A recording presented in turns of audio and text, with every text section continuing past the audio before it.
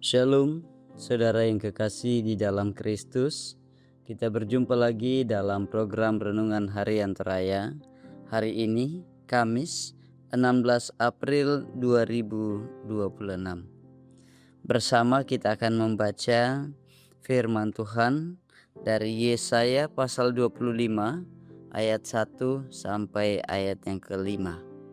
Dimanapun saudara berada saat ini, terus diberkati dan dikasihi Allah dan senantiasa bersukacita. Mari kita berdoa. Bapa kami dalam kerajaan surga, dikuduskanlah namamu. Terima kasih hari ini kami akan mendengarkan firman-Mu. Beri kami hikmat untuk memahaminya sehingga kami tahu bahwa Tuhanlah tempat kami menyatakan kehidupan kami. Tuhan tempat pengungsian bagi kami. Di dalam Kristus kami berdoa. Amin.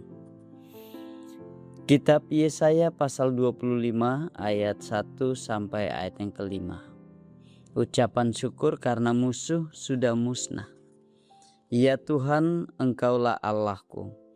Aku mau meninggikan Engkau, mau menyanyikan syukur bagi namamu. Sebab dengan kesetiaan yang teguh Engkau telah melaksanakan rancangan-Mu yang ajaib yang telah ada sejak dahulu. Sebab Engkau telah membuat kota itu menjadi timbunan batu, dan kota yang berkubu itu menjadi reruntuhan. Puri orang luar tidak lagi menjadi kota, dan tidak dibangunkan lagi untuk selama-lamanya.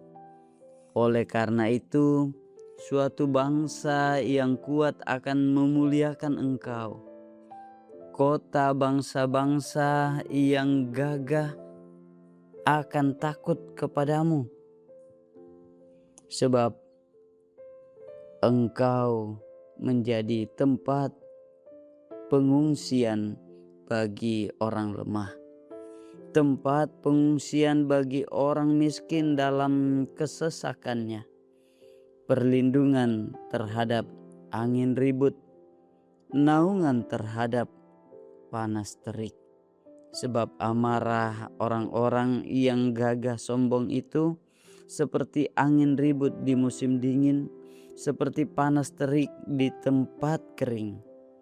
Kegaduhan orang-orang luar Kau diamkan, seperti panas terik ditiadakan oleh naungan awan. Demikianlah nyanyian orang-orang yang gagah sombong ditiadakan. Saudara-saudara yang kekasih dalam Kristus, tema kita hari ini adalah tempat pengungsian bagi orang lemah. Pentilindungan matotoon atau bitti. Ketika terjadi sebuah bencana alam ataupun musibah lainnya, maka setiap orang yang mengalami kejadian tersebut akan mencari tempat yang lebih aman. Dalam menjalani kehidupan di dunia ini pun, saudara-saudara, suka maupun duka silih berganti kita alami. Terkadang kita berada pada keadaan yang sulit dan membuat kita merasa lemah. Kita kemudian berusaha untuk mencari tempat untuk meringankan beban yang kita alami.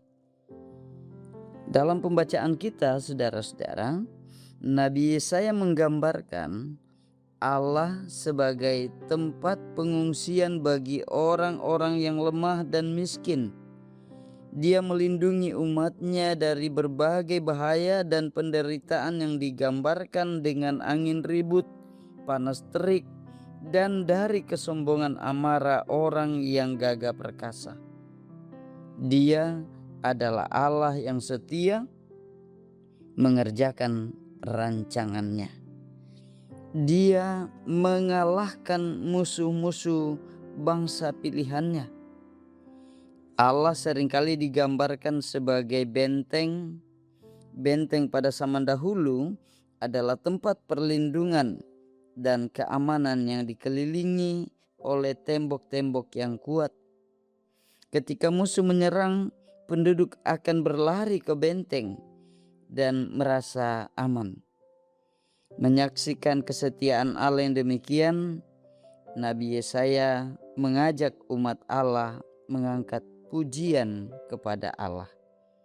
Saudara-saudara yang kekasih, kondisi kehidupan kita juga seringkali tidak mudah. Mungkin saat ini kita sedang menghadapi masa-masa sulit, sedang berada dalam berbagai persoalan, atau sering diperlakukan dengan tidak adil. Lalu kemana dan kepada siapa kita akan berlindung? Jawabannya, Allah. Dialah Allah yang setia akan menjadi tempat pengungsian bagi orang yang lemah. Dia menjadi benteng pertahanan kita menghadapi berbagai cobaan dan godaan. Pada saatnya nanti, Dia akan memberi kelepasan dan kemenangan.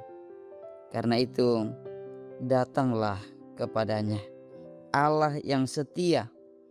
Tuhan Yesus berkata, "Marilah kepadaku semua yang letih lesu dan berbeban berat.